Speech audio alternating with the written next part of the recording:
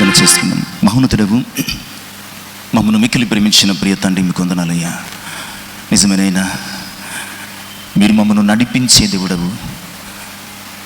చేదైన అనుభవాల నుండి, శ్రమల లోయల నుండి,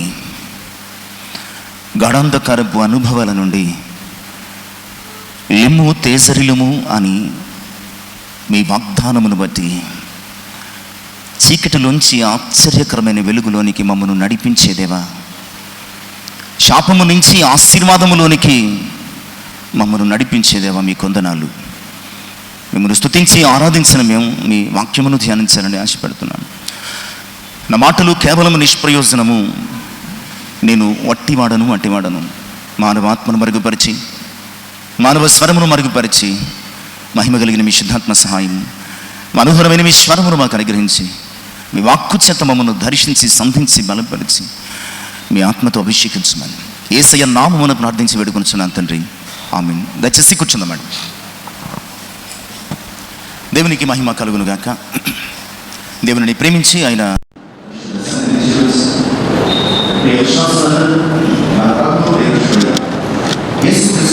పరిశుద్ధమైన నామములో శుభాలు తెలియచేస్తున్నాను.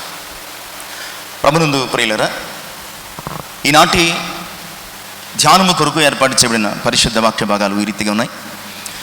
దినవృత్తాంతముల మొదటి గ్రంథము 17వ అధ్యాయము 22 నుంచి 27 వచనాల భాగాన్ని మొదటి భాగంగా, పేతురు మొదటి పత్రిక 3వ అధ్యాయం 8 నుంచి 12 వచనాలు రెండవ భాగముగా మనము ధ్యానము కొరకు చదువుకున్నాం. ఈనాటి మూల వాక్యము దినవృత్తాంతముల మొదటి గ్రంథము 17వ అధ్యాయము 27వ వచనాన్ని మనము ధ్యానం చేసుకుందాం. ఇప్పుడు నీ దాసుని సంతతి నిత్యము నీ సన్నిధిని ఉండునట్లుగా నీవు దానిని ఆశీర్వదింపను అనుగ్రహించి ఉన్నావు. యెహోవా, నీవు ఆశీర్వదించిన ఎడల అది ఎన్నటికీ ఆశీర్వదింపబడి ఉండును. ప్రభునందు ప్రియులరా, కీర్తనాకారుడు దావీదు అన్ని విధములా దావీదును దేవుడు ఆశీర్వదించాడు. ఎలా అంటే, చేదైన అనుభవాల నుంచి మధురమైనటువంటి అనుభవాలకు నడిపించే రీతిగా, గాఢాంధకారము నుంచి గొప్ప వెలుగులోనికి నడిపించినట్లుగా, శ్రమల లోయలోంచి ఆత్మీయ ఆశీర్వాదాల అనుభవములోనికి నడిపించినంతగా. ఒక్కటి కాదు, చాలాసార్లు దావీదు జీవితంలో మనము అతడు పడిన శ్రమలను చూస్తున్నాం, కానీ నేను అనుకుంటాను అవి శ్రమలు ఎంత మాత్రము కూడా కాదు. ఆశీర్వాదాల ఆత్మీయ శిఖరాలను అధిరోహించడానికి దావీదును దేవుడు చెయ్యి పట్టుకుని ఒక్కొక్క మెట్టు ఎక్కించిన అనుభవం. అది శ్రమ అనుకుంటే ఎప్పటికీ మనం ఆశీర్వాదపు ఆత్మీయ శిఖరాలను అధిరోహించలేము. అది ఆశీర్వాదం అందుటకు దేవుడు అనుమతించినటువంటి కృప అనుకుంటే మన జీవితంలో ఏ శ్రమ మనల్ని ఇబ్బంది పెట్టలేదు. ఇది వాక్య సత్యం. అందుకనే దావీదు తన జీవితంలో దేనిని శ్రమగా భావించలేదు. అందుకనే దావీదు ప్రతి శ్రమలో దేవుని స్తుతించగలిగాడు, కీర్తించగలిగాడు, నిరీక్షణ విశ్వాసాన్ని అతడు ఉంచగలిగాడు. ఈరోజు ఎందుకు మన జీవితంలో ఎంతగా ఆశీర్వదించబడలేకపోతున్నామంటే, మనం ఆశీర్వాదముల కొరకు దేవుడు మనల్ని వేయిస్తున్న అడుగులను శ్రమలు అనుకుంటూ మనము దేవుని కృపకు దూరం అయిపోతున్నాం. ఇది ఆశీర్వాదాన్ని పొందడానికి మెట్లు అని మనం భావించినట్లయితే అది మన జీవితానికి ఆశీర్వాదకరంగా ఉంటుంది. దావీదు ఈ మెట్లన్నీ ఎక్కేసిన తర్వాత చివరి మెట్టు తర్వాత ఓ సింహాసనం కనిపించింది. దేవుడు దావీదుతో అన్నాడు, దావీదు, ఈ సింహాసనం నీ కొరకేనయ్యా, నువ్వు కూర్చో, నా ప్రజలను నీవు అద్భుతంగా పాలించడం మొదలుపెట్టాడు. దావీదుకి ఎప్పటికీ అర్థమయ్యేది కాదు, నేను ఎంతటి వాడను, నేను ఎక్కడి వాడను, నా జీవితం ఏంటి, నా కుటుంబం ఏంటి, నా కుటుంబంలో నా స్థానం ఏంటి, నా పని ఏంటి, నా బలం ఏంటి, నా యొక్క జీవితం ఏంటి, అస్సలు అర్థం కాలే. అందుకని ప్రతిరోజు కూడా దేవుని సన్నిధికి వెళ్ళేవాడు దావీదు. మనం దేవుని సన్నిధికి రావాలంటే ఎప్పుడు ఇదే పనైనా అనుకుంటున్నాం. దావీదు ప్రతిరోజు దేవుని సన్నిధికి వెళ్ళేవాడు. ఎందుకంటే దేవుని సన్నిధితో మనకున్నటువంటి అటాచ్మెంట్ ఉంది చూసారు, అది మన జీవితాన్ని నిత్యము సారవంతంగా ఉంచుతుంది.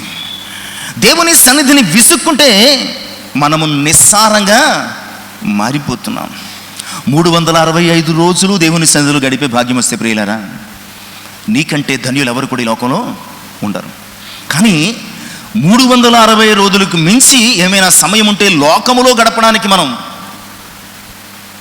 లోకానుసారమైనటువంటి ఆలోచనలు, ప్రయత్నాలు, పరుగులు పెట్టడానికి సిద్ధపడుతున్నటువంటి మనం దేవుని సన్నిధిలో గడపడానికి ఎందుకు ఎన్నిసార్లు చెప్పినా మనకొక నిరాసక్తత, ఇంట్రెస్ట్ ఉండటం లేదు.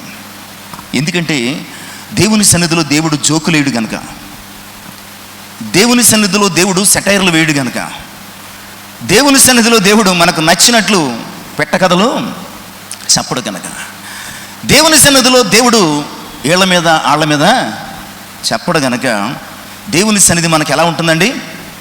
బోరింగ్గా ఉంటుంది ప్రియులారా. కానీ దావీదు కాలలేదు. ఎందుకంటే దావీదు అత్యంత పాతాళపు లోయలు చూశాడు, భయంకరమైనటువంటి గాఢాంధకారపు అనుభవాలలో సంచరించాడు. దేవుని సన్నిధి విలువేంటో దావీదుకు తెలిసినట్లుగా మనకు తెలియదు. అందుకనే సింహాసనం మీద కూర్చున్నాడు, దేవుని సన్నిధికి తెరల మాటున ఉన్నటువంటి దేవుని సన్నిధికి వచ్చి అదే దావీదు క్రింద కూర్చుని, అయ్యా ఇంతగా హెచ్చించడానికి నేను ఎంత మాత్రపు వాడను.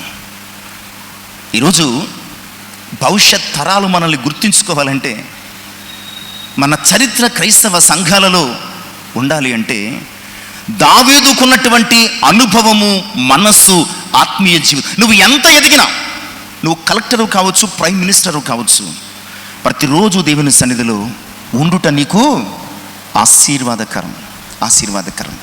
దావీదు వచ్చి అనేక విషయాలు మాట్లాడుకుంటూ, దేవునితో చెప్పుకుంటూ, అనేక విషయాల గురించి దేవునికి కృతజ్ఞత చెల్లిస్తూ, ఈ యొక్క 27వ వచనానికి వచ్చేసరికి, ఇప్పుడు ఇదంతా అయిపోయిన తర్వాత, అయ్యా ఇప్పుడు నీ దాసుని సంతతి నిత్యము నీ సన్నిధిని ఉండునట్లు దానిని ఆశీర్వదింప అనుగ్రహించి ఉన్నావు.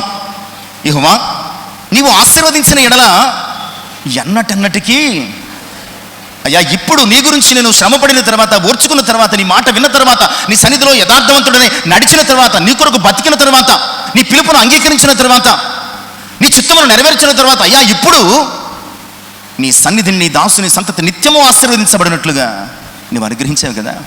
అయ్యా దీని గురించి కనిపెడుతున్నాను. ఎందుకంటే నువ్వు ఒక్కసారి ఆశీర్వదిస్తే ప్రభువా, నువ్వు ఒక్కసారి ఆశీర్వదిస్తే అది ఎన్నటన్నటికీ ఆశీర్వాదమే. ఎవడు దాన్ని తీసివేయలేడు. ఒక్కసారి దావీదు దీని గురించే కనిపెట్టాడు. దావీదు తన గురించి, తన కుటుంబం గురించి, దేవా నీవు ఒక్కసారి నన్ను నా కుటుంబాన్ని ఆశీర్వదించి చాలు, అస్తమాటు వద్దు. ఒక్కసారి నీవు నన్ను నా కుటుంబాన్ని ఆశీర్వదిస్తే ఎవ్వడు నా కుటుంబాన్ని నన్ను ముట్టలేడు, అంటలేడు, తాకలేడు. ఎందుకంటే నువ్వు ఆశీర్వదిస్తే అది ఎప్పటికీ ఆశీర్వాదమే. దానిని మార్చడానికి ఎవ్వరి వలన కాదు. ఎంత అద్భుతమైనటువంటి అనుభవం అండి. నిజమే. ఈ సంగతి నీకు తెలుసా?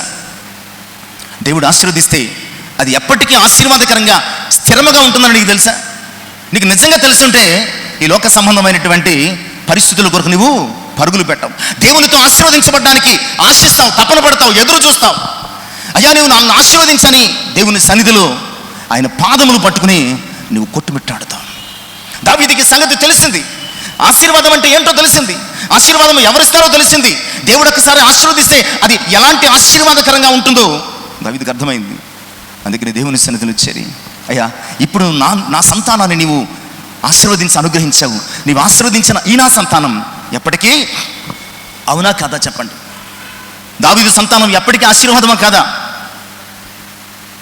ఎందుకు? దావీదు సంతానములోంచి సకల ఆశీర్వాదములకు కారణభూతుడైనటువంటి ప్రభు వచ్చాడు. ఎప్పటికీ ఆశీర్వాదకరం. ఈరోజు మనం కూడా అలాంటి స్థితి కలిగి ఉండాలని ఈరోజు దావీదు ద్వారా మనతో మాట్లాడుతున్నాడు. ప్రియులారా, సంఖ్యాకాండములో ఒక సంఘటన మనం చూస్తాం. 22వ అధ్యాయం 12వ వచనం. ఇక అటు ఇటు అధ్యాయాలు కూడా ఇశ్రాయేలు ప్రజలు అరణ్య మార్గంలో సాగిపోతున్నారు. బాలాకు అనే రాజు యొక్క రాజ్యం గుండా వెళ్లాల్సిన పరిస్థితి. బాలాకు అనుమతి ఇవ్వలేదు. పైగా ఏం చేశాడంటే బెయోరు కుమారుడైనటువంటి బిలాముకు కబురు పెట్టించి, నీవు నా పక్షంగా ఈ ప్రజలను ఏం చేయమన్నాడు? శపించేయి అన్నాడు. నా పక్షంగా నీవు ఒక వ్యక్తిని నియమించుకున్నాడు. మనం కూడా చాలాసార్లు అలా నియమించుకుంటూ ఉంటాం. తన పక్షంగా ఈ రాజు ఒక వ్యక్తిని నియమించుకుని, బిలాము నీకు కావలసిన కానుకలు ఇస్తాను, కావలసిన పదవులు ఇస్తాను, కావలసినటువంటి ఆస్తులు ఇస్తాను, అంతస్తులు ఇస్తాను, ఒక్క పని మాత్రం చేయి. నువ్వేం చేయాలంటే నా పక్షంగా ఈ యొక్క ప్రజలను శపించేయి. చూద్దామండి ఆ 12వ వచనం. అందుకు దేవుడు, నువ్వు వారితో వెళ్ళకూడదు, నా ప్రజలను శపింపకూడదు. వారు దేవుడు వాన్ చేశాడు అనమాట. అందుకు దేవుడు, నీవు వారితో వెళ్ళకూడదు, నా ప్రజలను శపించకూడదు. ఎందుకంటే వారు ఆశీర్వదించబడిన వారు. అందులో ఏముందంటే, ఓ పిచ్చోడా, నువ్వు శపించిన వారు ఆశీర్వదించబడిన వారయ్యా, నువ్వేం చేయలేవు వాళ్ళని. నువ్వు శపించవచ్చు, నువ్వు దూషించవచ్చు, నువ్వు ఏదో చేయొచ్చు, బట్ అవేమి వారికి వెళ్ళవు. ఎందుకంటే వారు నా చేత ఆశీర్వదించబడిన వారు. ద్వితీయోపదేశకాండము 23వ అధ్యాయము 5వ వచనము కూడా మనం చదువుదామండి. ద్వితీయోపదేశకాండము 23 5వ వచనం. అయితే నీ దేవుడైన యెహోవా బిలాము మాట విననొల్లకుండెను. నీ దేవుడైన యెహోవా నిన్ను ప్రేమించిన గనుక, నీ దేవుడైన యెహోవా నీ నిమిత్తము ఆ శాపమును, మనము ఎలాంటి పవర్ఫుల్ గాడ్ని కలిగి ఉన్నామో తెలియటం లేదు, ఎలాంటి శక్తివంతమైనటువంటి దేవుణ్ణి కలిగి ఉన్నామో మనకు అర్థం కావటం లేదు. బిలాము శపించే ప్రయత్నం చేశాడు. అతని మనసులో శపించాలని తరబడ్డాడు, కానీ అతని నోటి వెంట అన్నీ ఏమొచ్చాయండి? ఆశీర్వాదాలే. బిలాము అంటున్నాడు, యెహోవా ఆశీర్వదించిన వాడిని శపించడానికి నేను ఎంత మాత్రపు వాడను, దేవుడు ఆశీర్వదించిన వారిని శపించడానికి ఎంత మాత్రపు వాడను. ప్రభునందు ప్రియులారా, ఈరోజు మాటలన్నీ ఎందుకు చెప్తున్నానంటే, దేవుని చేత ఆశీర్వదించబడితే ఒక్కసారి అది ఎన్నటన్నిటికీ మనకి, మన పిల్లలకు, మన పిల్లల తరములకు ఆశీర్వాదకరంగా ఉంటుంది. కనుక ఈరోజు దేవుని సన్నిధిలో మనం చేయాల్సిన ప్రయత్నం ఏంటంటే, దేవుని చేత ఆశీర్వదించబడే వారంగా ఉండాలి. దేవుని చేత ఆశీర్వదించబడడానికి ప్రయత్నించాలి. దేవుని ఆశీర్వాదములు మన మీద ఉండడానికి మనము సాధకం చేసుకోవాలి. దేవుని ఆశీర్వాదాలు మన మీద ఉండడానికి. ఎందుకంటే ఒక్కసారి ఆయన నిన్ను నోరు తెరిచి ఆశీర్వదిస్తే, నీవు మాత్రమే కాదు, నీ సంతానము జనములకు, తరములకు నీవు ఆశీర్వాదకరంగా ఉంటాం. ఈరోజు ఆశీర్వాదం కావాలా? అలా బిగిసిపోయారండి, ఆశీర్వాదం కావాలి అంటే ఏం చేయాలో వాక్యం చెప్తుంది. ఆశీర్వాదాలు అంగట్లో దొరికే వస్తువులు కాదు. ఆశీర్వాదాలు నీవు ఇన్వెస్ట్ చేస్తే పెరిగే నీ ధనం కాదు. ఆశీర్వాదాలు ఈ లోకములో నీవేదో చేస్తే వచ్చే సంపాదన ఎంత మాత్రం కూడా కాదు. ఆశీర్వాదము ఒక్కసారి దేవుడు ఇస్తే అది ఎన్నటన్నిటికీ ఆశీర్వాదం అన్నట్టుగానే ఆ ఆశీర్వాదం కూడా ఎవరు ఇవ్వాలండి? దేవుడే ఇవ్వాలంతే. ఆశీర్వాదం కూడా దేవుడే ఇవ్వాలి, ఇంకెవరు ఇవ్వలేరు. ఈ ఆశీర్వాదాల గురించి మనం ఎలా పొందుకోవాలో ఓ 7 విషయాలు చూద్దాం త్వరగా. ఎందుకంటే ఆయన ఆశీర్వదిస్తే ఎప్పటికీ ఆశీర్వాదమే కనుక, ఎప్పటికీ ఆశీర్వాదకరంగా ఉండే దేవుని ఆశీర్వాదాలు పొందడానికి మనం ఏం చేయాలో ఒక 7 విషయాలు ఆలోచన చేద్దాం. మొట్టమొదటి ఆశీర్వాదం, ఆదికాండము 1వ అధ్యాయము 28వ వచనం. దేవుడు వారిని ఆశీర్వదించెను, ఎట్లనగా మీరు ఫలించి అభివృద్ధి పొంది విస్తరించి భూమిని నిండించి దానిని లోబరుచుకొనుడి. దేవుడు వారిని ఆశీర్వదించెను. మానవ వంశాలలో ఫస్ట్ బ్లెస్సింగ్ అనమాట అండి ఇది. మనిషిని దేవుడు ఆశీర్వదించడం మొదలు పెడితే అది మొట్టమొదటి ఆశీర్వాదం ఎవరిదై అంటే దేవుడు వారిని ఆశీర్వదించు. వారు అంటే ఎవరంటే, దేవుడు నేలమంటనిచ్చి నరుని కలుగు చేశాడు, వారిని స్త్రీనిగాను పురుషునిగాను. అంటే ఇక్కడ స్త్రీగా పురుషునిగా దేవుడు సృష్టించినటువంటి ఆదాము అవ్వను దేవుడు ఏం చేశాడండి? ఎట్లనగా మీరు ఫలించి అభివృద్ధి చెంది విస్తరించి భూమిని నిండించి దానిని లోబరుచుకోండి. మానవ జీవితంలో మొట్టమొదటి ఆశీర్వాదం. ప్రభునందు ప్రియులారా, అన్ఫార్చునేట్లీ తర్వాత వీరి జీవితంలో ఆశీర్వాదాలు పోగొట్టుకున్నారు. చివరికి ఏ నోటితో దేవుడు ఆశీర్వదించాడు వీళ్ళని, అదే నోటితో శపించాల్సి వచ్చింది. మనం గమనించాల్సిన విషయం ఏంటో తెలుసా? దేవునికి ఆశీర్వదించడం మాత్రమే కాదు, శపించడం కూడా తెలుసు. దేవునికి ఆశీర్వదించడం మాత్రమే కాదు, నిన్నైనా నన్నైనా ఒకవేళ ఆయనకు వ్యతిరేకంగా ఉంటే శపించడం కూడా ఆయనకు తెలుసు. ఇక్కడ అదే చూస్తున్నాం. ఎంతో గొప్పగా దేవుడు తన స్వహస్తాలతో సృష్టించినటువంటి ఆదాము అవ్వని శపించడానికి దేవుడు వెనుతీయలేదు, బయటికి గింటేశాడు. ఈరోజు మనకు ఆశీర్వాదాలు ఎలా వస్తాయి అంటే ప్రియులారా, దీనికి ఒక నాణానికి రెండు వైపులు ఉన్నట్లు. ఒకటి, ఆశీర్వాదాలు తన పోలిక చొప్పున మనం జీవిస్తే వస్తాయి. రెండు, తన పోలికను మన జీవితంలో కోల్పోతే ఆశీర్వాదాలు పోతాయి. ఒకసారి ఆశీర్వదిస్తే ఎన్నటన్నిటికీ ఆశీర్వాదకరమే అన్నాడు కదా, ఇక నేను ఏం చేసినా దేవుడు ఏం చేయలేడేమో అనుకుంటున్నామేమో. ఇచ్చిన దేవుడు తీసుకోవడానికి హక్కు కలిగిన వాడు. ఇక్కడ ఆదాము అవ్వలను దేవుడు ఆశీర్వదించాడు, అన్ని విధాలు ఆశీర్వదించాడు. వారు ఆయన పోలికను ఎప్పుడైతే తమ జీవితంలో కోల్పోయారో వెంటనే ఆశీర్వాదాలన్నీ వెనక్కి లాగేసుకుని శాపాలను అనుగ్రహించాడు. ఇక్కడ నరులు, మొట్టమొదటి మానవుడు ఆశీర్వదించబడ్డానికి కారణం ఏంటో తెలుసా? ఆ నరుని చేసుకున్న తర్వాత, ఆయన చేతులతో నేలమట్టితో చేసుకున్న తర్వాత, అతని నాసిక రంధ్రంలో జీవవాయువును ఊదిన తర్వాత నరుని చూసినప్పుడు దేవునికి ఏమనిపించిందంటే, తనకు తానే చూసుకున్నట్టు అనిపించింది. తనకు తానే చూసుకున్నట్టు అనిపించింది. ముచ్చటేసింది, ముద్దేసింది, సంతోషం వేసింది, మనస్సంతా ఆనందంతో నిండిపోయింది. నేనే తాను, తానే నేను అన్నట్టుగా భావించి తన దగ్గరున్న ఆశీర్వాదాల సంపద అంతా కూడా ఎవరికి ఇచ్చాడు? ఆదాముకి ఇచ్చేస్తాడు. ఈరోజు ప్రియులారా, ఆయన ఆశీర్వదిస్తే ఎన్నటన్నిటికీ ఆశీర్వాదమే. అయితే ఆయన ఆశీర్వదించాలంటే ఏం చేయాలంటే, ఎప్పటికీ మన జీవితంలో ఆయన పోలిక దేని ప్రకారం సృష్టించాడండి? ఆయన పోలిక చొప్పున, ఆయన పోలిక చొప్పున, స్వరూపము చొప్పున సృష్టించాడు కనుకే ఆయన వారిని ఆశీర్వదించాడు. ఎప్పుడైతే పాపము చేయడం చేత ఆయన పోలిక స్వరూపము వారిలో పోయిందో అప్పుడు వారిని ఏం చేశాడు? శపించాడు. ఈరోజు దేవుడు నిన్ను ఆశీర్వదించాలంటే ఆయన పోలిక, ఆయన స్వరూపము అంటే ఆత్మ సంబంధమైనటువంటి జీవితం, ప్రేమతో కూడిన ఆయన పోలికల గురించి చెప్పాలంటే ఎన్నైనా ప్రసంగాలు చెప్పచ్చు. ఆత్మ సంబంధమైన జీవితం, ప్రేమ కలిగినటువంటి జీవితం, క్షమించే గుణము, ఆదరించే అనుభవము, ఆతిథ్యం ఇచ్చే లక్షణం. ఇలా ఒక్కటి కాదండి, పరిశుద్ధ గ్రంథము ఆదికాండము నుంచి ప్రకటన గ్రంథము వరకు ఆయన పోలిక, ప్రతి వాక్యమైన పోలికే, ప్రతి వాక్యమైన స్వరూపమే. ఆయన పోలిక చొప్పున నీవుంటే ఆయన నిన్ను ఆశీర్వదిస్తాడు. ఆయన పోలిక చొప్పున నువ్వు ఎలా ఉండగలవంటే, ఆయన పోలిక నీకు ఎక్కడ దొరుకుతుందంటే పరిశుద్ధ వాక్యంలో. పరిశుద్ధ వాక్యానుసారంగా నువ్వు జీవిస్తే ఆ అక్షరాలు, ఆ ఆత్మీయ అక్షరాలు నిన్ను ఆయన పోలిక చొప్పున మలుస్తాయి, చెక్కుతాయన్న సంగతిని వాక్యం ద్వారా జ్ఞాపకం చేస్తున్నాను. కనుక ప్రియులారా, దేవుడు ఆశీర్వదిస్తే ఎన్నటన్నిటికీ ఆశీర్వాదమే. నన్ను ఆశీర్వదిస్తే బాగుండు అని అనుకుంటున్నటువంటి నీతో నాతో ఆయన మాట్లాడుతున్నాడు.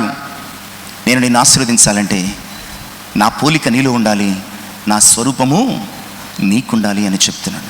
కనుక మొదటి అంశం, ఆయన పోలిక స్వరూపము చెప్పున మనం జీవిస్తే ఆయన వాక్యానుసారంగా ఆయన మనల్ని ఆశీర్వదిస్తాడు. ఎందుకంటే 21వ సంకీర్తన 6వ చరణములో కీర్తనకారుడు దావీదు రాసినటువంటి ఈ అద్భుతమైనటువంటి సంకీర్తనలు ఒక్క మాటను చదువుకుని ముందుకు సాగుదాం. 21వ సంకీర్తన 6వ చరణం ఈ రీతిగా ఉన్నది: నిత్యము ఆశీర్వాదకారకుడుగా ఉండునట్లు. నిత్యము మానవుడిని ఎలా సృష్టించాడు? ఇక్కడ దావీదు తన గురించి రాసుకుంటున్నాడు. దేవుడు మనిషిని ఎలా సృష్టించాడంటే నిత్యము ఆశీర్వాదకారకుడుగా ఉండునట్లు. మనల్ని ఆశీర్వాదకారకులుగా ఉండడానికి సృష్టించాడు ఆయన, వేరొక రకంగా ఉండడానికి కాదు. మనం ఆశీర్వదించబడిన వారంగా, ఆశీర్వాదకారకులంగా, అనేకులకు ఆశీర్వాదకరంగా ఉండడానికి ఆయన మనల్ని సృష్టించాడు. కనుక అలాంటి ఈ అనుభవాన్ని ఆయన పోలిక చొప్పున బ్రతికి మనము కలిగి ఉన్నాం. ఇక రెండవ అంశం ప్రభునందు ప్రియులారా, ఆదికాండము 9వ అధ్యాయం మొదటి వచనం. ఆదికాండము 9వ అధ్యాయము మొదటి వచనం త్వరగా చదువుదాం. చాలండి. మరియు దేవుడు నోవహును అతని కుమారులను ఆశీర్వదించి, ఆ ముందు 6, 7 అధ్యాయాలలో మనం చూస్తే భయంకరమైనటువంటి శాపము భూమి మీదకి వచ్చింది. భయంకరమైనటువంటి శాపం ఎంత భయంకరమైనటువంటి శాపం భూమి మీదకి వచ్చింది అంటే ఒక్క పురుగు కూడా బతకలేదండి. ఒక్క పురుగు కూడా బతకలేదు. మొత్తం జలప్రళయం చేత స్మాష్ అయిపోయింది అనమాట అండి. ఒక్క నోవహు అతని కుటుంబము దేవుడు సెలవిచ్చినట్లుగా అతడు చేర్చుకున్నటువంటి పశుపక్షాదులు తప్ప మొత్తం అంతా స్మాష్ అవుట్ అయిపోయింది. కారణం ఏంటంటే వారు దేవునికి వ్యతిరేకంగా జీవించారు, దేవుని భయం లేకుండా జీవించారు, తమ నడతలను చెరిపివేసుకున్నారు. బలత్కారంతో దేవుని భయం లేకుండా వారు నిండిపోయారు. భయంకరమైనటువంటి జీవితాన్ని జీవిస్తున్నటువంటి నోవహు కాలపు ప్రజలను ఆయన శపించాడు. జలప్రళయం చేత వారిని నశింపజేశాడు. 8వ అధ్యాయంలో వారు బయటకు వచ్చారు.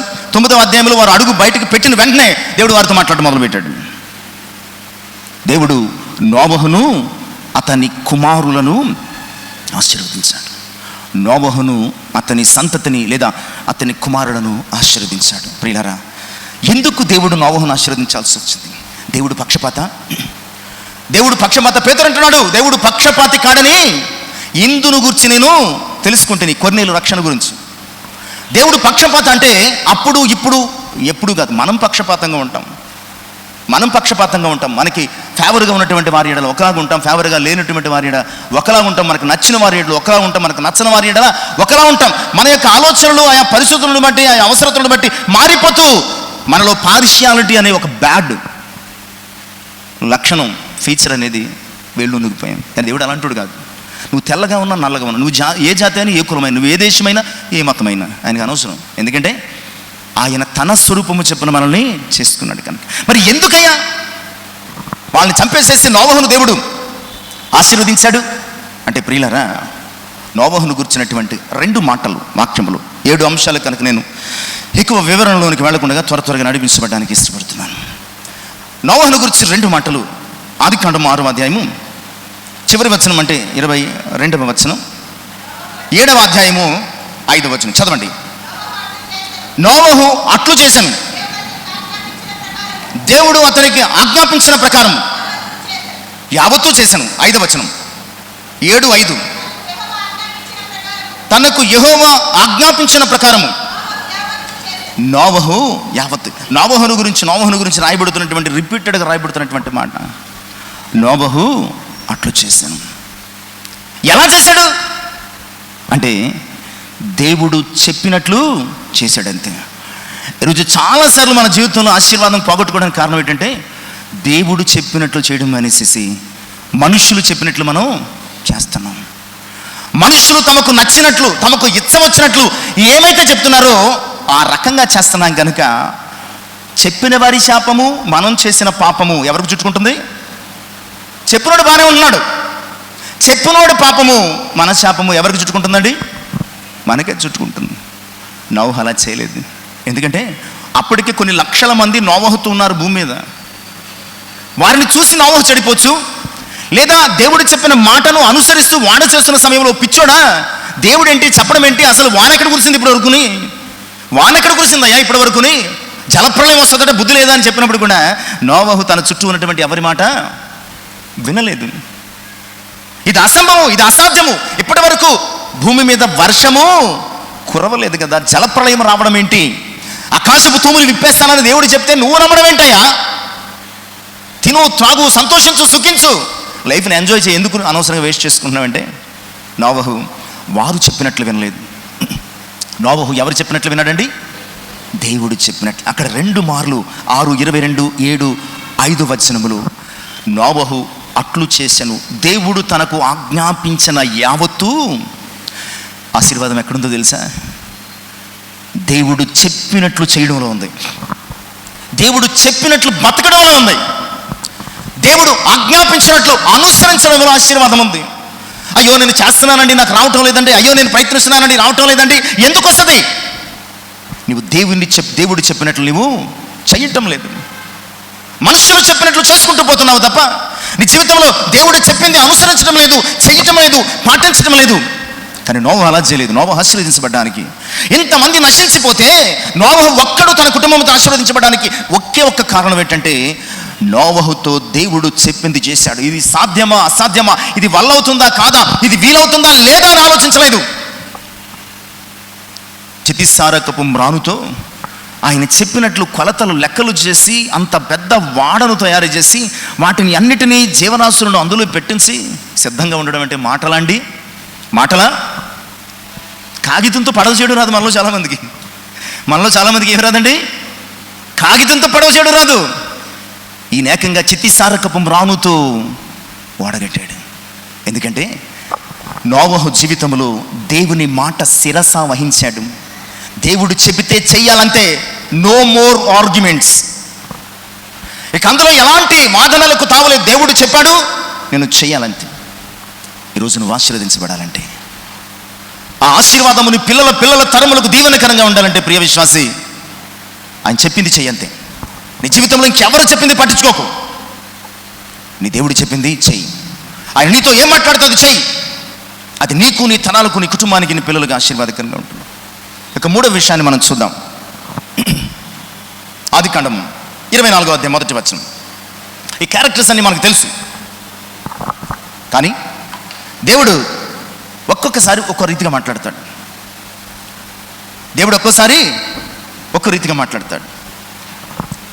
ఎప్పుడు మనం అబ్రహాముని జ్ఞాపకం చేసుకుంటాం, ఎప్పుడు మోషేని జ్ఞాపకం చేసుకుంటాం, ఎప్పుడు యెహోషువను జ్ఞాపకం చేసుకుంటాం, దావీదుని జ్ఞాపకం చేసుకుంటాం, ఇంకా రకరకాల వాళ్ళని జ్ఞాపకం చేసుకుంటాం. వీళ్ళరా అస్తమాటు వీళ్ళేనా అని అనుకోవడానికి లేదు.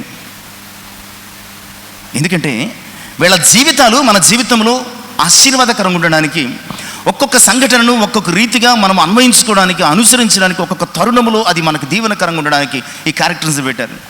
కొత్తగా నేను ఇందులో ఏం పెట్టడానికి లేదు. నా చరిత్ర మీ చరిత్ర రాయడానికి కుదరదు. ఇందులో నా చరిత్ర కానీ మీ చరిత్ర కానీ ఇందులో రాయడానికి కుదరదు. ఈ చరిత్రే చదవాలి మనం, ఈ చరిత్ర ధ్యానం చేయాలి, ఈ చరిత్ర గురించే మాట్లాడుకోవాలి. ఈ చరిత్రలో ఉన్నటువంటి ఆత్మీయ సత్యాలను ఒక్కొక్కటిగా వాక్యము, ఇందులో ఉన్నటువంటి క్యారెక్టర్స్ ఎలాంటి వాళ్ళు అంటే ఎంత తవ్వినా ఊరెడు బావి వంటి వారు అన్నమాట. ఎంత తవ్వినా ఊరెడు బావి వంటి వారు. ఇక్కడ అబ్రహాము గురించి రాస్తూ 24వ అధ్యాయం 1వ వచనంలో, అబ్రహాము బహుకాలము గడిచిన వృద్ధుడైండెను. దేవుడు అబ్రహామునటండి అన్ని విషయములలోనూ, మనం చెప్పగలమా ఇది? దేవుడు నన్ను అన్ని విషయములను ఆశీర్వదించాడని చెప్పగలమా? అంత ధైర్యం ఉందా? లేదు. ఎందుకంటే ఆయన మనల్ని అన్ని విషయములను ఆశీర్వదించేలా మన జీవితాలు లేవు. ఆయన అన్ని విషయములను మనల్ని దీవించేలాగా మన జీవితాలు లేవు. కానీ అబ్రహాము జీవితం ఉంది. అబ్రహాం లైఫ్ అంతటికి ఒకే ఒక బేస్, ఒకే ఒక పునాది, ఒకే ఒక కీ పాయింట్ ఏంటంటే, చాలాసార్లు మనం చెప్పుకుంటాం, రోమపత్రిక 4వ అధ్యాయంలో, ప్రియులారా, రోమపత్రిక 4వ అధ్యాయము 22వ వచనములో ఆ మాట చదువుకుందాం.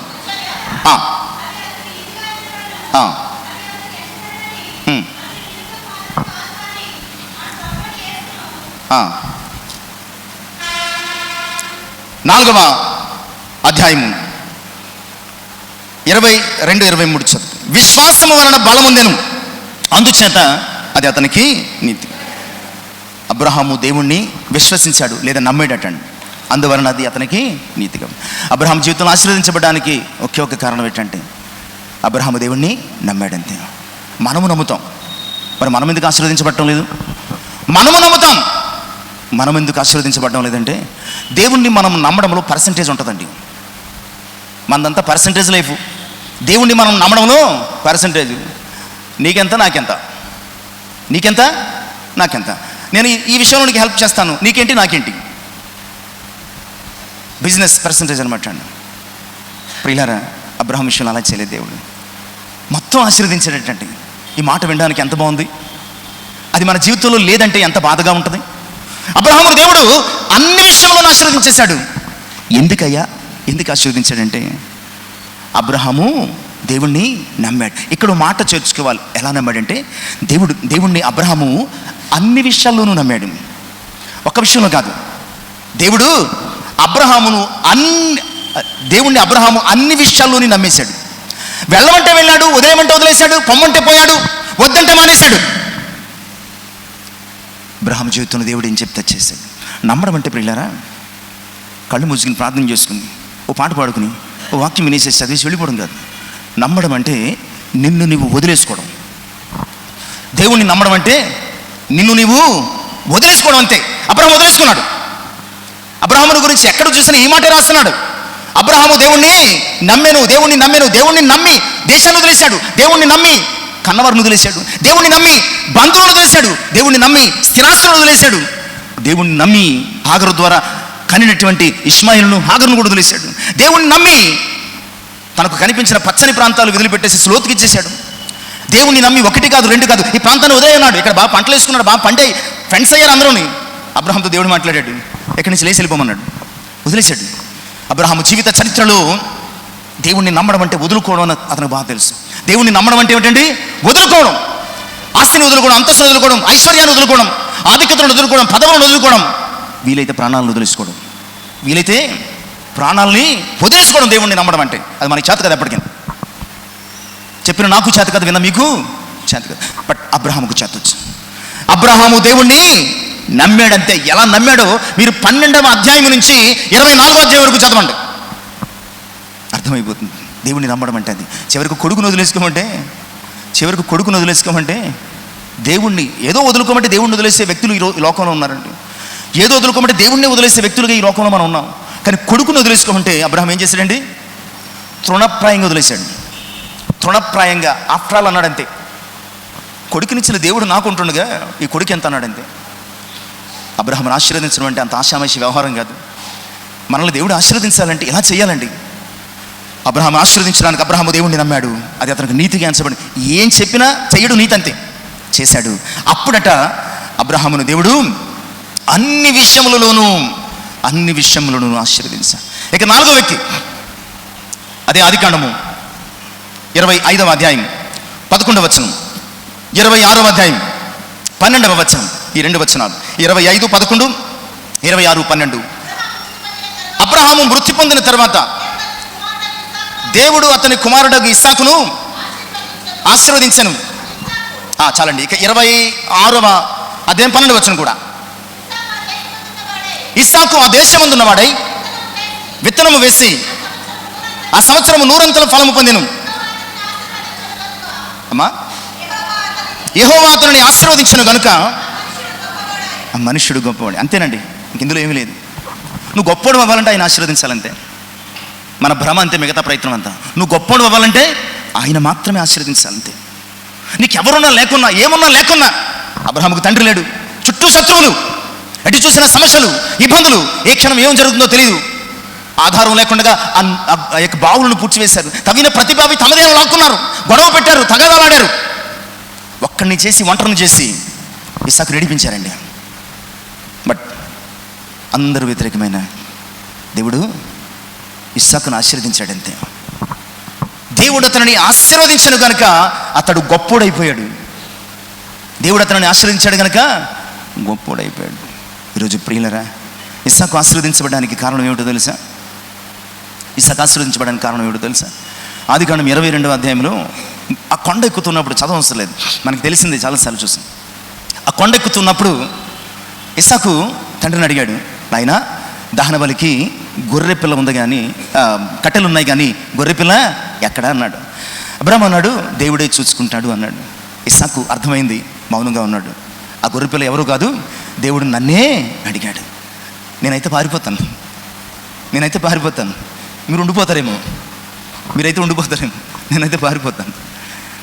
నెమ్మదిగా ఎక్కాడు, తండ్రికి సహాయం చేశాడు. ఆ దహన బలికి కావలసిన కట్టెలను పేర్చడంలో సహాయం చేశాడు. తండ్రి ఒక దైవజనుడు చెప్పాడు, కాళ్ళు ముందే కట్టేస్తే వృద్ధాప్యం ఉన్నటువంటి అబ్రహాము ఇస్సాకును ఎత్తి ఆ కట్టెల మీద పడుకోబెట్టే శక్తి అతనికి లేదు. కనుక అక్కడ జరిగిన సందర్భం ఎలా ఉంటుందంటే, అబ్రహాము ఇస్సాకుతో ఉంటాడు, నాయనా ఆ కట్టెల మీద పడుకుంటావా, పడుకోకసారి అన్నాడు. ఇస్సాకుకు తెలుసు, నాయనా ఆ కట్టెల మీద పడుకో అంటే పడుకున్నాడు. అర్థమైంది, కాళ్ళు కడుతున్నాడు, చేతులు కడుతున్నాడు, మాట్లాడలేదు. లోపల బహుశా దేవా నీకు వందనాలు, నా జీవితం నీకు సమర్పణ అయిపోతున్నందుకు అనుకున్నాడో ఏమో తెలియదు. అబ్రహాము కత్తెత్తే వరకు మాట్లాడలేదు. అబ్రహాము కత్తెత్తుతుంటే దేవుడు మాట్లాడాడు తప్ప ఇస్సాకు మాట్లాడలేదండి. ఇది చాలదా? అబ్రహాము కత్తెత్తుతుంటే దేవుడు మాట్లాడాడు తప్ప ఇస్సాకు మాట్లాడా? ఇది కదా విధేయత అంటే, ఇది కదా ఇస్సాకు ఆశీర్వదించబడ్డానికి కారణం అంటే.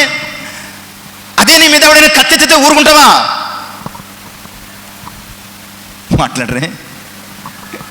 అదే నీ మీద ఎవడైనా కత్తెత్తితే కాలు కింద వేస్తొక్కయ్యు. ఇస్సాకు మాట్లాడలేదు.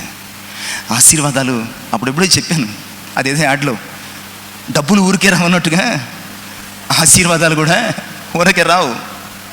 ఆశీర్వాదాలు కూడా డబ్బులైనా వస్తాయేమో ఎవడైనా దానం చేస్తే, ఆశీర్వాదాలు ఎప్పటికీ రావు.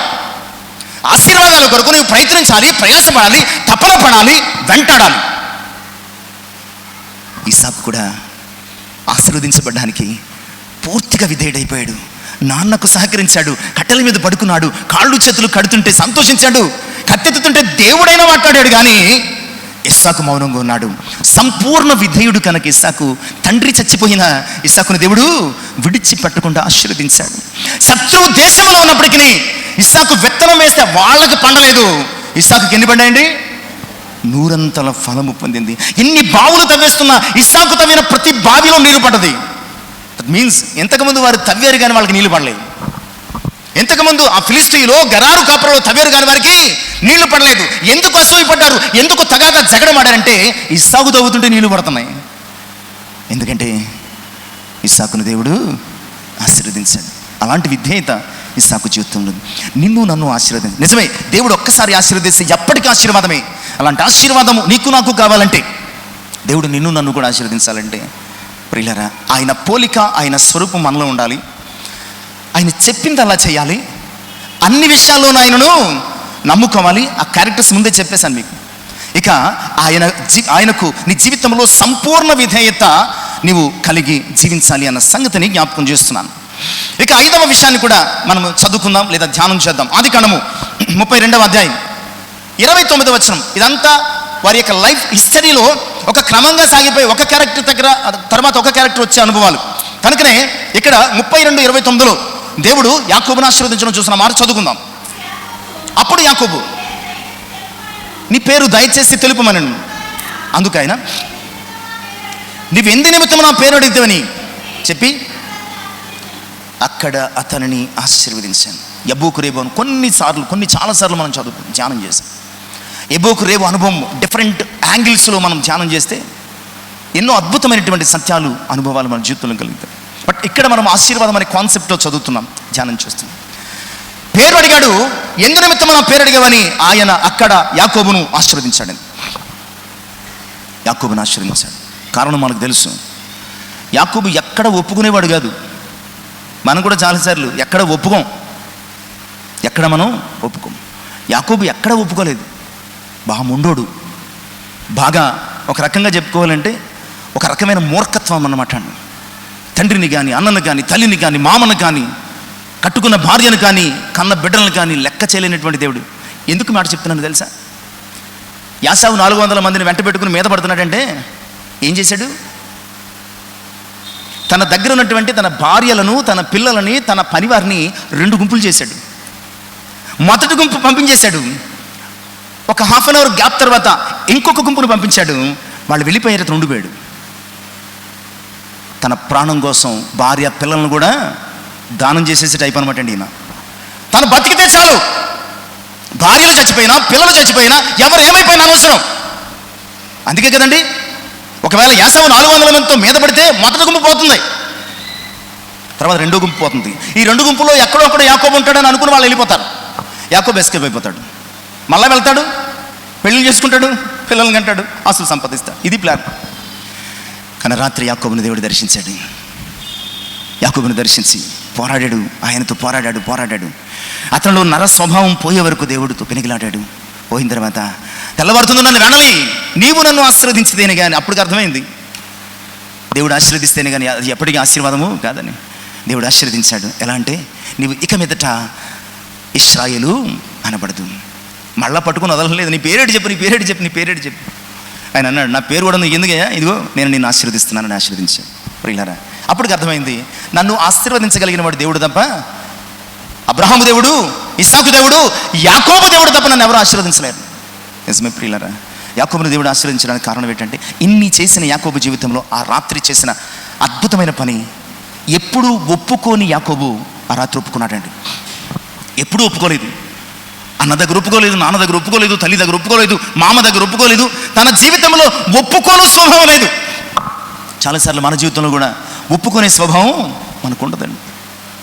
కానీ సామెతల గ్రంథకర్త జ్ఞాని సొలొమోను రాస్తున్నాడు, తన అతిక్రమములను దాచిపెట్టేవాడు వర్ధనుడు, వాటిని ఒప్పుకొని విడిచిపెట్టేవాడు కనికరం పొందుతాడు. ఇక్కడ యాకోబు పచ్చి మోసగాడు కనికరం పొందేశాడు. ఎందుకు తెలుసా? ఒప్పేసుకున్నాడు. యాకోబు ఆశీర్వదించబడ్డానికి అతడు ఒప్పుకున్నాడు. ఈరోజు ప్రియులారా, మన జీవితంలో దేవుని సన్నిధిలో ఒప్పుకోగలిగితే మనకు మించినటువంటి ఆశీర్వదించబడే వారి లోకంలో ఎవరు ఉంటారు? ఎందుకంటే ఆయన మన ఒప్పుకోలు పశ్చాత్తాపాన్ని చూసి తన కృపను సమృద్ధిగా మన మీద కుమ్మరించగలిగినటువంటి సమర్థుడు.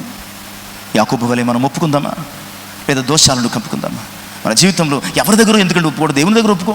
ఎవరి దగ్గర ఒప్పుకుంటే నీకు సిగ్గో, లేకపోతే మరొకటేమో. ఆయన ఏమన్నాడు? నా దగ్గర ఒప్పుకో. ఇక్కడ యాకోబు ఎవరి దగ్గర ఒప్పుకోలేదు, భార్య దగ్గర ఒప్పుకోలేదు, పిల్లల దగ్గర ఒప్పుకోలేదు, అందరినీ పంపించేశాడు. ఆ రాత్రి యబ్బోకు రేవు దగ్గర యాకోబు ఒక్కడు మిగిలిపోయాను. ఒక నరుడు తెల్లవారు వరకు అతనితో పోరాడుతున్నాడు. నువ్వు ఒక్కడు లేదా ఒక్కదాని వెళ్ళి దేవుని సన్నిధిలో ఒప్పుకో. దేవుడు నిన్ను ఆశీర్వదిస్తాడు, దేవుడు నేను దీవిస్తాడు, దేవుడు తన కృపతో సమృద్ధిని ఇస్తాడు. ఇది 5వ అంశం. ఇక 6వ అంశం, సమూయేలు 2వ గ్రంథం 6వ అధ్యాయం 11. సమూయేలు 2వ గ్రంథం 6వ అధ్యాయం 11వ వచనం త్వరగా చదువుతామండి, సమయం అయిపోతుంది. యెహోవా మందసం 3 నెలలు హిత్తీయుడగు ఓబెదెదోము ఇంట్లో ఉండగా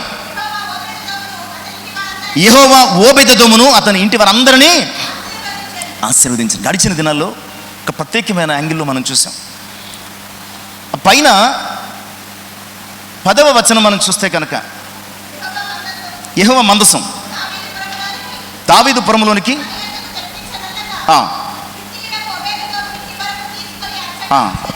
ఈ 2 వచనాల్లో ఎన్ని ఆత్మీయ సత్యాలు ఉంటాయంటే, ఈరోజు ఒక్క నిమిషం ఇక్కడ ఆగి ఆలోచన చేద్దాం. చాలా గొప్పవాడు దావీదు. మనం ఇందాకే చెప్పుకున్నాం, యథార్థవంతుడు దేవుని యొక్క దృష్టిలో. అలాంటి దావీదు అక్కడి నుంచి కిర్యత్యారీము నుంచి ఆ యొక్క మందసాన్ని తీసుకొస్తున్నటువంటి ఈ జర్నీలో కొత్త బండిని చేయించుకుని దాని మీద పెట్టి తీసుకొస్తున్నప్పుడు ఆ ఎద్దు కాలు జారి మందసం పడిపోతుంటే ఉజ్జానవాడు పట్టుకుంటే ఉజ్జానవాడు అక్కడికక్కడ ఏమైపోయాడండి? అది వేరే ధ్యానం. దాని గురించి ఇప్పుడు మనం ఆలోచన చేద్దాం. దావీదు వెంటనే భయపడిపోయి ఆ మందసాన్ని ఏం చేశాడంటే, ఓబెదెదోము 10వ వచనం మళ్ళా చదివితే మనకు అర్థమవుతుందండి.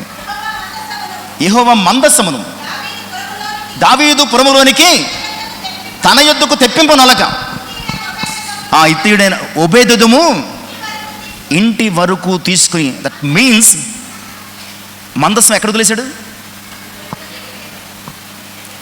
ఈ పక్కన ఆ పక్కన వీధికి, ఈ పక్కన ఆ పక్కన ఇల్లు ఉంటాయండి, అంతే కదా?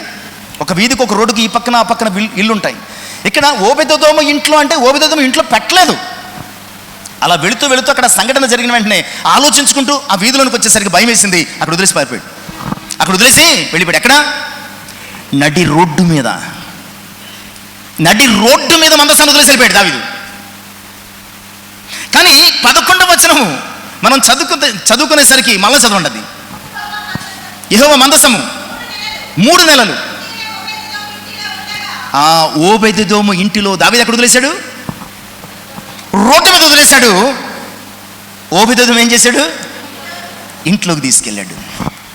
నీ జీవితంలో ఆశీర్వాదాలు రావాలంటే దేవుని సన్నిధిని ఇంట్లోకి తీసుకెళ్ళు.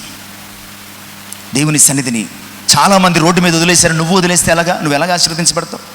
చాలామంది దేవుని సన్నిధిని అంగీకరించక, దేవుని సన్నిధి విలువ తెలియక, దేవుని సన్నిధి గొప్పతనం తెలియక రోడ్డు మీద వదిలేసి చాలామంది తిరుగుతున్నారు. దావీదు వంటి గొప్పోడే వదిలేసి వెళ్ళిపోయాడు. భయపడిపోయి నేను చచ్చిపోతానేమో, చచ్చిపోయాడు, నేను మాత్రం అంతా చచ్చిపోతానని వెళ్ళిపోయాడు. కానీ ఓబెదెదోము మాత్రం అలా చేయలేదు. ఆ బయట వదిలేస్తే ఆ అతను చూసినప్పటికే ఎండకి వానకి తడుస్తుందో ఏమో, అందరూ తలుపులు వేసుకుని లోపలికి వెళ్ళిపోయారు. ఓబేదెదోము ఏంటి హడావడి అని తలుపులు తీసి చూసేసరికి దేవుని మందసం అతని ముందు కనిపించింది. అయ్యో, ఇశ్రాయేలు పరిశుద్ధ దేవుని మందసం ఇలా రోడ్డు పాలైపోయిందటి. ఒక్కడే తీసుకెళ్ళాడు, ఇంటి వారిని సెలవు తీసుకున్నాడో తెలియదు. బయట వాళ్ళు ఎవరు రారు, ఎందుకంటే జరిగిన విపత్తు చూశారు. తాను తన ఇంటి వారు కలిసి ఆ మందసాన్ని మోసుకుని ఎలా మోయాలి? మందసాన్ని టచ్ చేయకూడదు సుమా. అంటే దేవుని నిబంధన తెలుసు ఇతనికి. ఎవరికి? ఓబేదెదోముకు దేవుని నిబంధన తెలుసు. మందసమును మోతకర్రలు తుమ్మకర్రను చేయించి దాని మీద బంగారపు రేకును పొదిగించి నిర్గమకాండములో కనబడుతుంది. ఆ మందసమును మోతకర్రలతో యాజకులైనటువంటి లేవీయులు మోయవలెను. అలా మోసుకుని లోపలికి తీసుకుని వెళ్ళి ఓ ప్రత్యేకమైనటువంటి స్థలము, దేవుని సన్నిధి సాదృశ్యమైనటువంటి మందసానికి ఇచ్చి 3 నెలలు దానిని చూసుకున్నాడు. మందసం ఉన్న చోట ఏ స్థలం అవుతుంది? అది ఏమండి? అతి పరిశుద్ధ స్థలం. మందసం ఉన్న చోట ఏ స్థలం అండి? అతి పరిశుద్ధ స్థలం. ప్రియులారా, అంటే ఓబేదెదోము ఎంత పరిశుద్ధంగా జీవించుంటాడు మందసము తన ఇంట్లో ఉన్నప్పుడు. ఈ కోణాలు ఆలోచించామా ఎప్పుడైనా? మందసము తన ఇంట్లో పెట్టుకున్నాడు ఓబేదెదోము.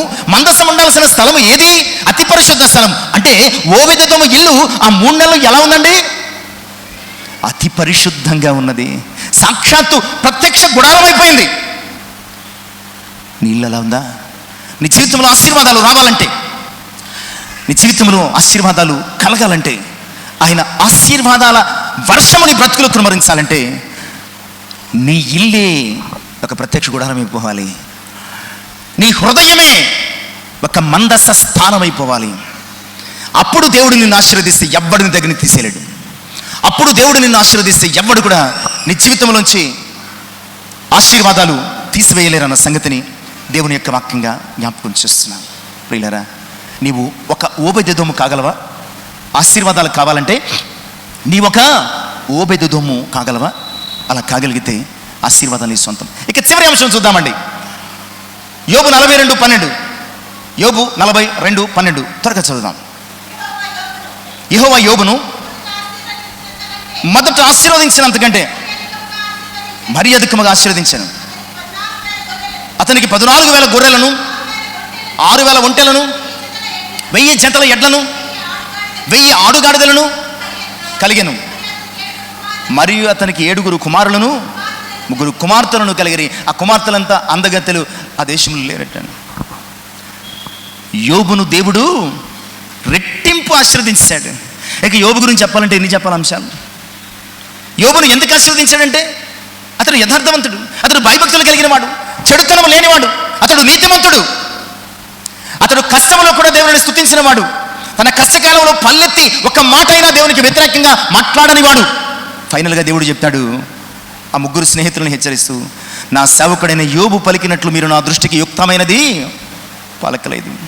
దేవుని గురించి యుక్తమైన మాటలు పలికేవాడు. యోబు నోటి వెంట ఎప్పుడు ఏ మాటలు వచ్చాయండి? ఏ మాటలు వచ్చాయి? మాట్లాడరే? యోబు నోటి వెంట దేవుడు చెప్తున్నాడు, నేను చెప్పడం లేదు. దేవుడు చెప్తున్న మాట యోబు నోటి వెంట ఏ మాటలు వచ్చాయండి? యుక్తమైన మాటలు అంటే యుక్తి కలిగిన మాటలా? యుక్తమైన మాటలంటే మంచి మాటలు, తగిన మాటలు, మంచి మాటలు. ప్రభునందు ప్రియులరా, ఈరోజు మన జీవితంలో ఏం మాటలు మాట్లాడుతున్నాం? ఆశీర్వాదాలు ఆశీర్వాదాలు ఆశీర్వాదాలు అంటున్నాం కదా.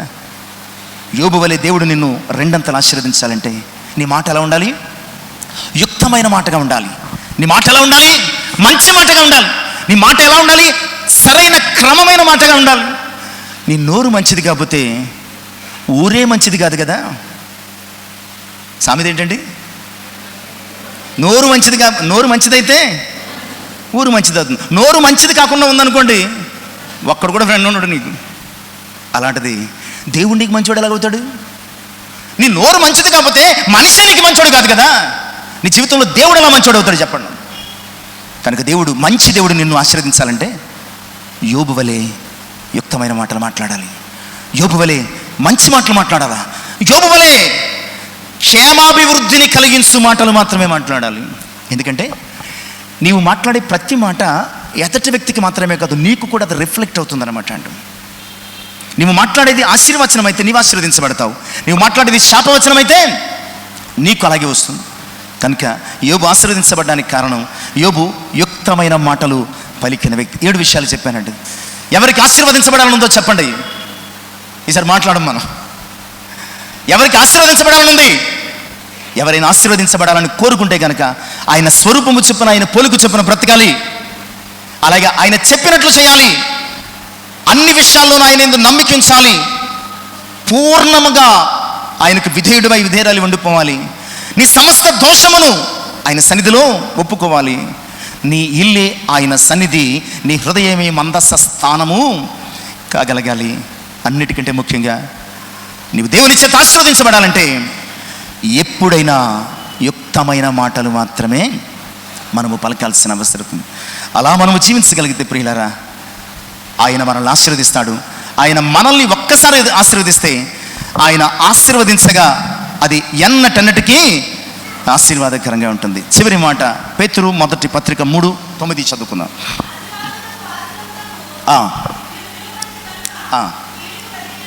ఎంత మంచి మాట అండి, ఎంత మంచి మాట. మనం ఎందుకు పిలువబడ్డామట? అసలు మన పిలుపేంటి? మనల్ని పుట్టించిన విధానం ఏంటి? మనల్ని ఎందుకైనా బతికిస్తున్నాడు ప్రియులారా? ఎంత చక్కని మాట. మనం ఎందుకొరకు పిలువబడ్డామట? గొడవలు పెట్టుకోవడానికి, తగాదాలు పెట్టుకోవడానికి, చాడీలు చెప్పుకోవడానికి, సమస్యలు తెచ్చుకోవడానికి, అది చేసుకోవడానికి, ఇది చేసుకోవడానికి. మనము మనశ్శాంతి కోల్పోయి ఎదటి వ్యక్తి జీవితంలో మనశ్శాంతి లేకుండా చేయడానికి కాదు. ఎందుకు పిలువబడ్డాం? ఆశీర్వాదమునకు వారసులవ్వడానికి. నీ పిలుపు దేవుని ఆశీర్వాదాలకి వారసులుగా ఉండడానికి. అలాంటి నీవు ఎందుకు అనవసరంగా శాపాన్ని తెచ్చుకుంటున్నావు? అలాంటి నీవు ఎందుకు అనవసరంగా దేవుని కోపానికి గురైపోతున్నావు? అలాంటి నీవు ఎందుకు అనవసరంగా దేవుని శాపాలకు ఒడిగడుతున్నావు? ఆలోచించు. నిన్ను కలుగు చేసింది, నన్ను కలుగు చేసింది, నిన్ను పిలిచింది, నన్ను పిలిచింది. చూడండి పరిశుద్ధ గ్రంథంలో ఏ వ్యక్తిని పిలిచినా దేవుడు దేని కొరకు పిలిచాడు? అతనిని ఆశీర్వదించడానికి పిలిచాడు. అతని ద్వారా అనేకులు ఆశీర్వదించబడడానికి పిలిచాడు. అలాంటి నీ జీవితాన్ని ఎందుకు శాపగ్రస్తం చేసుకుంటున్నావు? దేవుడు ప్రేమతో మాట్లాడుతున్నాడు, నీతోనే మాట్లాడుతున్నాడు. మనల్ని ఆయన ఆశీర్వాదమునకు వారసులవ్వడానికి పిలిచాడు. ఈ మాట ఎప్పుడు మనసులో పెట్టుకో. ఈ మాట ఎప్పుడు నీవు గుర్తు తెచ్చుకో. నేను ఆశీర్వాదానికి వారసునవ్వడానికి పిలువబడ్డాను, నేను ఆశీర్వాదానికి వారసునవ్వడానికి పిలువబడ్డానని చెప్పి మనసులో పదే నువ్వు ఆలోచించుకో. నువ్వు ఖచ్చితంగా ఆశీర్వాదానికి వారసురాలుగా జీవించడానికి పరిశుద్ధాత్ముడు నీకు సహాయం చేస్తాడు. ఎందుకంటే మళ్ళా చెప్తున్నాను, ఆయన మనల్ని ఆశీర్వాదమునకు వారసులవ్వడానికి పిలిచాడు. అట్టి కృప పరిశుద్ధాత్ముడు ఈ వాక్యం మన హృదయంలో ఫలింపు చేయుటకు అనుగ్రహించునుగాక. ఆమె తల నుంచి ప్రార్థన చేస్తున్నాం. మహోన్నతుడవు, మమ్మల్ని మిక్కిలి ప్రేమించిన తండ్రి వందనాలు. ఇంతవరకు మాతో మాట్లాడు. నిజమేనైనా మీరు ఆశీర్వదిస్తే అది అప్పటికీ ఆశీర్వాదమే, ఎవడు తీలేడయ్యా. ఇంత గొప్ప దేవుణ్ణి కలిగి మేము ఒకవేళ మీ పోలిక చొప్పున కాక లోక ఆశలతో జీవిస్తున్నామేమో, మీ మాట చొప్పున కాక లోక మాటలు వింటున్నామేమో, మీ మీద నమ్మకం ఉంచుకోకుండా లోకుల మీద నమ్మకం ఉంచుకుంటున్నామేమో, మీకు విధేయులం కాకుండా ఇతరులకు విధేయులం అయిపోతున్నామేమో, మీ సన్నిధిలో ఒప్పుకోకుండా అయ్యా మేము తప్పించు తిరుగుతున్నామేమో, అయ్యా మీ సన్నిధిగా మేము మారకుండా మీ సన్నిధికి కూడా రానివారంగా ఉండిపోయామేమో, అయ్యా యుక్తముగా మాట్లాడే వారంగా కాకుండా అనవసరమైనటువంటి మాటలు మాట్లాడే ఆత్మీయ స్థితి దిగజారుడు స్థితిలోనికి వెళ్ళిపోతున్నాము. మమ్మల్ని క్షమించండి అయ్యా. అయ్యా మమ్మల్ని ఆశీర్వాదానికి వారసులు అవ్వడానికి పిలిచారయ్యా. మీరు మమ్మల్ని ఆశీర్వాదానికి వారసులు అవ్వడానికి పిలిచారయ్యా. ఆ సత్యమును మేము మర్చిపోకుండా మీ ఆశీర్వాదాలకు మేము వారసులంగా ఉండడానికి ఈ 7 విషయాలు మా జీవితంలో మేము కలిగి ఉండి మీ సన్నిధాన వర్తనులుగా యథార్థవంతులుగా మీ కృపలో జీవించుటకు సహాయం చేయమని, మీ ఆశీర్వాదములతో మమ్మల్ని నింపి పంపించమని, సమస్త మహిమ ఘనత ప్రభావం మీరు పొందమని యేసు నామమున ప్రార్థించి వేడుకొనుచున్నాను తండ్రి. ఆమేన్. దేవునికి మహిమ కలుగును గాక. దేవుని దీవించి ఆశీర్వదించును గాక. ఆమేన్.